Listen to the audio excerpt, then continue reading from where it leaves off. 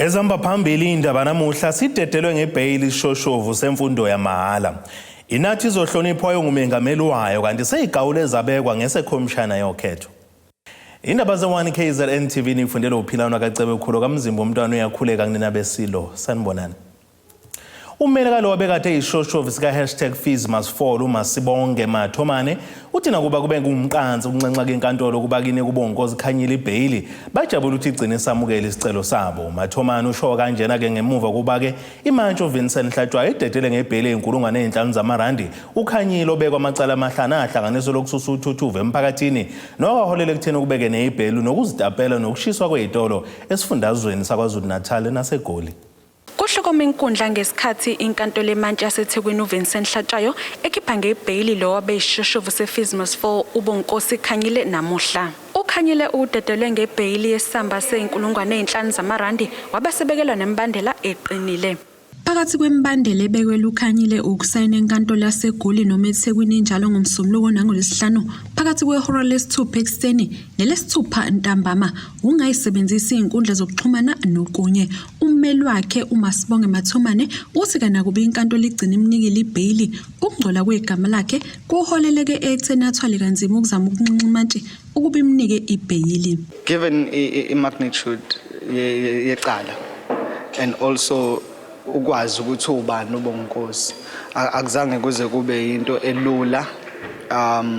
It came with own stresses, with own sleepless nights. Kube khona izimo that are a bit unfair, which I felt they were personally attacking him, you know, trying to paint him as umuntu omubi, trying to get him to be umuntu obukeka njengomuntu ongayisupport ongazondla ingane zakhe, when there's evidence ekhona phambi kwenkantolo echazayo nevezayo ngokusobala ukuthi umuntu okhona einganeni zakhe, umuntu ozondla ingane zakhe, omama beingane zakhe nabajabulile ngendlela yena enza ngayo. Sijabule kakhulu ngesinqumo senkantolo nengikholo ukuthi ke noko kusinikeza ithuba lokuthi sibuke ukuthi sizilungiselela kanjani for retrial. Ukhanyile ugqiqele enkantolo ikhawe ezintathu njengoba phambilini umshushisi ebezama ngakho konke okusemandleni ukuphikisana nesicelo sakhe sebhayili njengoba ke adlalela inkantolo amavidiyo aqoshiwe nalapho ke ukhanyile ayikhuluma khona ezihlangalaleni. Umshushisi wathi ke yiwo lamavidiyo aqhuquzela abantu kuba bavuka umbhejazane bayitapele izitolo baphinde ke bayinqonqose ngomlilo. Ukhanyile uthi ke usazoqhubeka nokweseka loyo wabengumengameli wakuleli uJacob Zuma. Yes, under Zuma's administration, many young people were arrested by the judiciary who were fighting the FeesMustFall was part of them. But it doesn't mean that Zuma must be arrested in the Takari manner because that happened. Yeah. And if you're a sane person, young sane person, you must never ask that question. It's very stupid and embarrassing. Zuma, yes, under his reign we arrested. But it doesn't mean we will allow any Tom, Dick and Harry to send Zuma to prison willy-nilly just because we are arrested under his regime. We'll fight for him because he was wrongly arrested. And equally, we don't say that Zuma must not face his corruption charges. But we say whatever that is done, it must be done according to the Constitution. Because you know why? They will arrest Zuma without appearing in court like they did. Zuma never went to court. They decided in wherever they were, came and gave him a sentence without even appearing in court. You allow them to do that to Zuma because you hate him so much. The next person, it will be your favorite, Malema.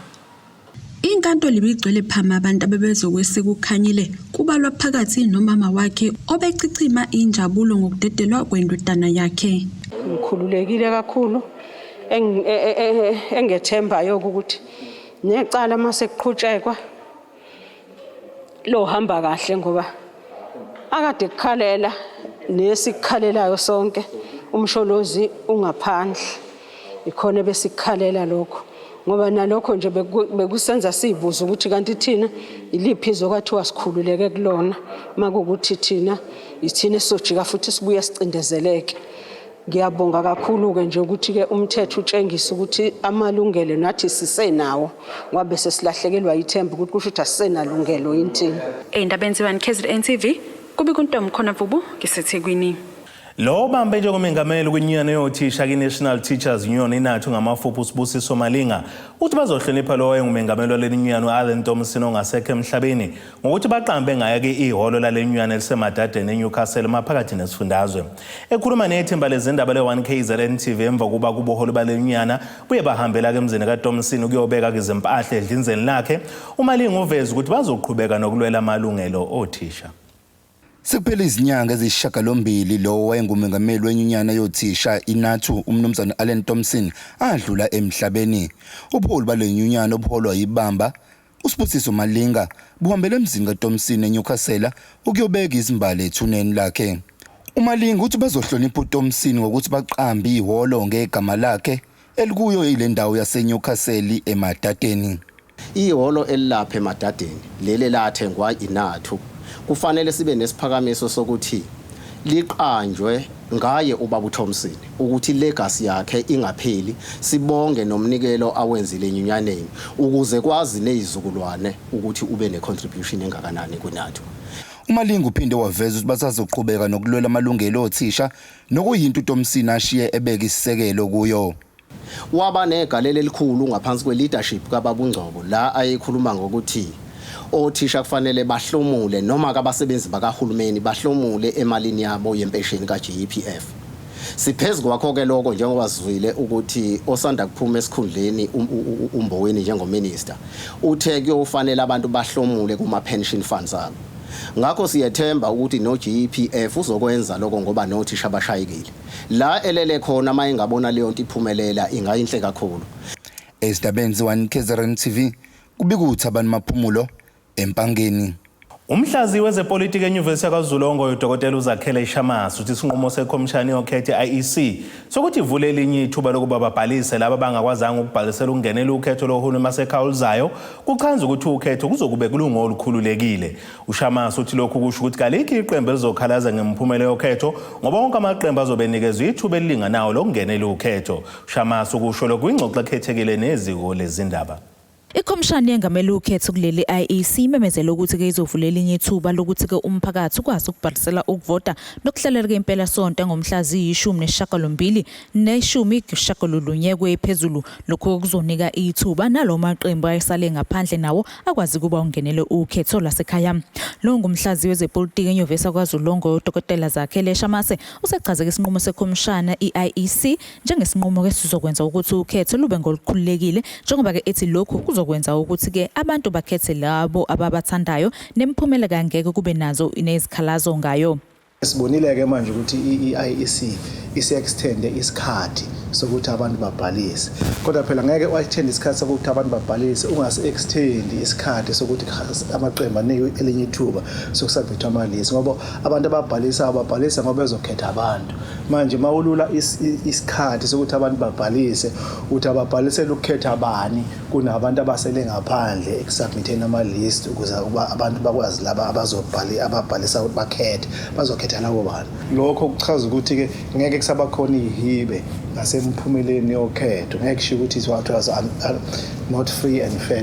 Kusenjalo ke uShamasi ubese echaza ke ukukhishwa kwalowo abengumengameli wakuleli uJacob Gedle ihlekisa Zuma ukuthi lokhu kungenzeka ukuthi ke sekungezinye zezindlela zeqembu elibusayo elizama ngayo kweundlela yokulungisa amaphutha eliwenzile nokuthi ke uqhubeka kwabo nezihlelo zokhetha kuhambe kahle umsholozi esavalelwe njengoba abantu bomphakathi bengahambisani nokuboshwa kakhe.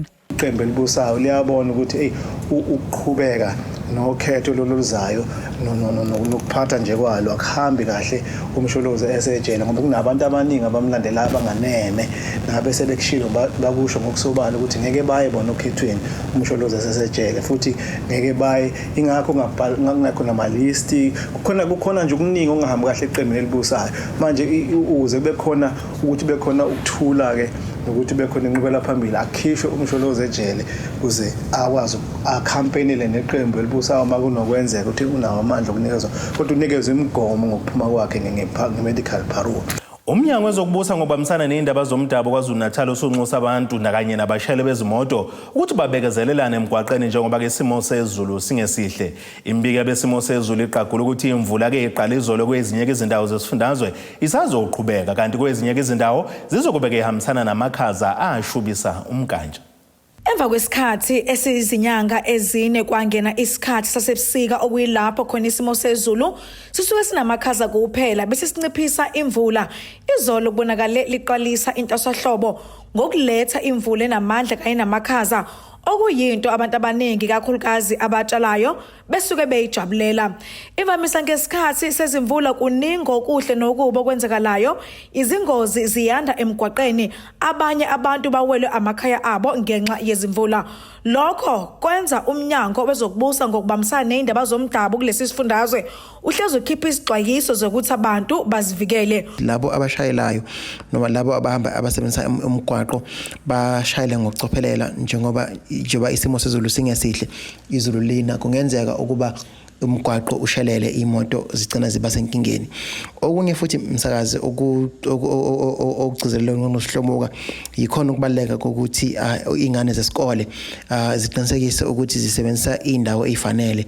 Abazali nothisha baqinisekise ukuthi ingane zesikole zisebenzisa indawo efanele yokuba bafike emakhaya basebenzisa imigwaqo efanele. Oyinxusa lezokuphepha emgwaqeni uAyanda Msweli uthi kubalekile ukuthi uyibhekisise indawo wakha kuyona indlu ngoba uma kunezimvula ezinamandla kuba ingozi. Ade ngibuka enye indlu ewiswe imvula. Sekubalekile ukuthi uma uzokwakha indlu awugcini ngomuntu ozokudesignela iplan kuphela manje. Sekufuna ukubheke nokuthi ke umuntu owazi kabanzi ngendaba zezane zemgwaqo engineer akuchazela ukuthi right ukwakha kule ndawo kungakulimaza lana. Ukubona eminye imizi yakhiwe ezansi komgwaqo kuvele kuphuma imoto iphaphalase iwele erufini. Zonke lezi zinto ufuna kuyibheka. Ungabheki isite enhle kuphela nebiza kancane, awubheke ukuthi ke ithini nezokuphepha emgwaqweni. Siyacela abafowethu indlela ogqoke ngayo iyachaza ukuthi uyabona ukuthi isimo sezulu asikho right. Kodwa mase driver ngazuthi ibalele. Akukho right lokho. Shintsha indlela yokushayela, umqondo wakho ubeke emgwaqweni. Lokho kokwenza iphile isikhathi eside njengebali kaNgoqo. Umsweli besenxusa abashayeli bezimoto ukuthi basihloniphe isimo sezulu, banciphise nesivinini emgwaqeni. Maqala ngisimo sezulu shintsha indlela yokushayela ngayo. Kodwa ngoba imanzi nje kuno diesel olapha phansi ongekwazi ukubona. Kunamachibi alapha phansi ongekwazi ukuwabona. Kunamabhendi alapha ongekwazi ukuyicontrol imoto. Please ngiyakucela mshayeli, yehlisa isivinini, qaphe eqolo njengonwabo, umthetho womgwaqo ubukele phezulu. Njengebhola le penalty kokulekelela lokho. Lona eminye yemgwaqo engaphandle kwenkaba yedolobha iTheku ematasa kakhulu, nanjengoba izimoto zibonakala nasosukunyana namhlanje zihamba sizehlisile isivinini emgwaqeni ngenxa yokuba manzi kwemgwaqo. Kanti osukunyana kusasa kulindeleke ukuthi isimo sezulu sibe ngesingconywana. Ngutebogo Sibisi, wezindaba ze1KZN TV, ngibika ngiseThekwini. Ake sibheke engosini yezomnotho.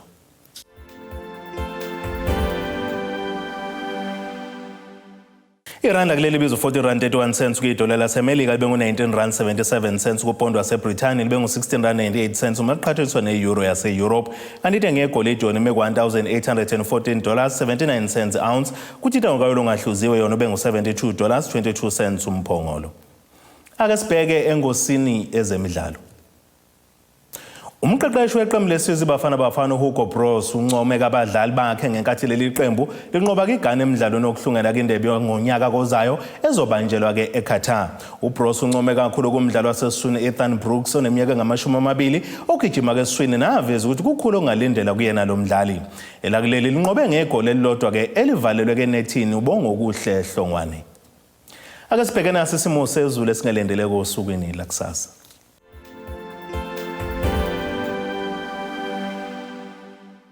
Zangoma zezulu mazisikaze ngamashobe ekokoni ishaphansi ngonobhadula singayilo kuthina kancane imbumba zithe empangeni izomboza njengamafa amazinga okushisa 11 kuya ku20 degrees eThekwini 11 kuya ku19 degrees eMgungundlovundo ngazibomvu 7 kuya ku22 degrees oLundo nomahlikihliki u9 kuya ku20 degrees eXhobhe nemantente kohlokozi kokudla ucingo u5 kuya ku19 degrees siphethe ngefilide Newcastle eMadade nentshenteka naseMondlo u7 kuya ku17 degrees.